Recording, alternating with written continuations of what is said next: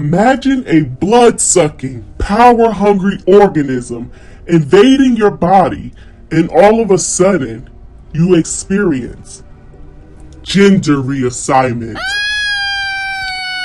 This monster grows and grows until it takes full control over your mind and body. She reproduces over and over, generating more and more females until the takeover.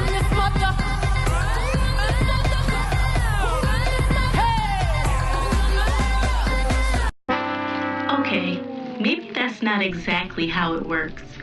Wolbachia is a bacteria that infects arthropod species.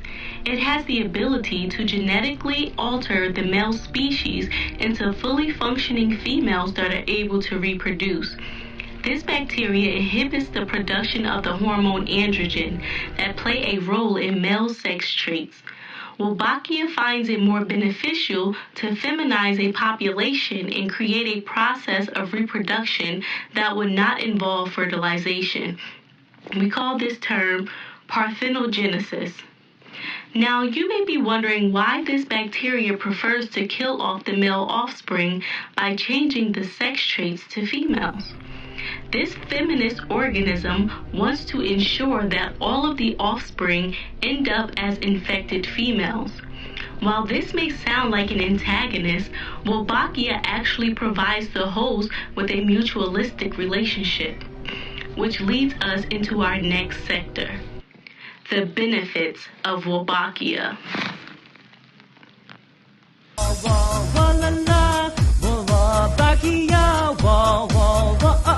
Wolbachia has been linked to viral resistance in many mosquito species.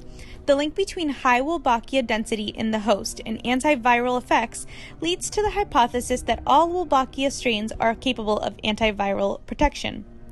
More specifically, Wolbachia has been linked to the control of malaria and dengue. Dengue is a viral disease transmitted by mosquitoes that causes fever and acute pain in the joints. The mosquito becomes infected when it bites an infected person. This virus is commonly found in 100 countries worldwide. Microbiologists have been working diligently to combine the use of Wolbachia to infect mosquitoes in hopes of preventing the transmission of this deadly dengue virus. Wolbachia may potentially be competition for limiting cellular resources required for pathogen replication.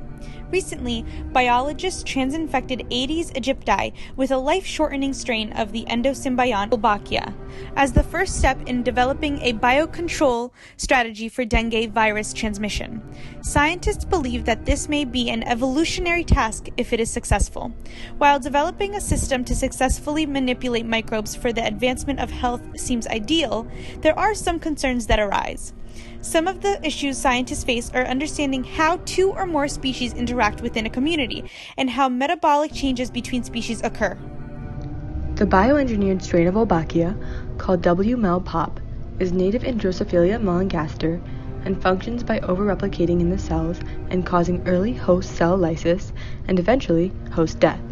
W. mel pop is fatal early in the mosquito's lifespan. Since only older mosquitoes can transmit dengue fever, it reduces dengue transmission rates. In addition, mosquito eggs from mothers infected with W. mel pop have increased mortality, reducing the overall mosquito population. Aside from the unique lifespan shortening and population reducing effects of W. mel pop, it also exacerbates a pre-existing competition between Wolbachia strains called cytoplasmic incompatibility. Wolbachia-infected females can successfully mate with an uninfected male or a male infected with the same or a compatible strain of Wolbachia. However, they cannot mate with a male infected with a different strain of Wolbachia. As W. mel pop is an additional competing strain, it increases the incidence of cytoplasmic incompatibility. Initially, there were concerns about W. mel pop's release into the wild, specifically about changes in mosquito density, the possibility of the evolution of the dengue virus, and changes in the community's perceptions of the risks associated with dengue. However, after rigorous safety testing, CSIRO's final report concluded the release of Wolbachia mosquitoes would have a negligible risk to people and the environment, the lowest possible rating. Since then, Wolbachia mel has been released into the wild with positive results. This experiment has encouraged scientists to work diligently to successfully manipulate microbiome in hopes of improving infectious diseases in humans and other animals. This video was made by Cassandra Mandara, Sarah Subana, Pavlina Koleska, Samantha Richer, Sajal Balodia, and Shonda Jones.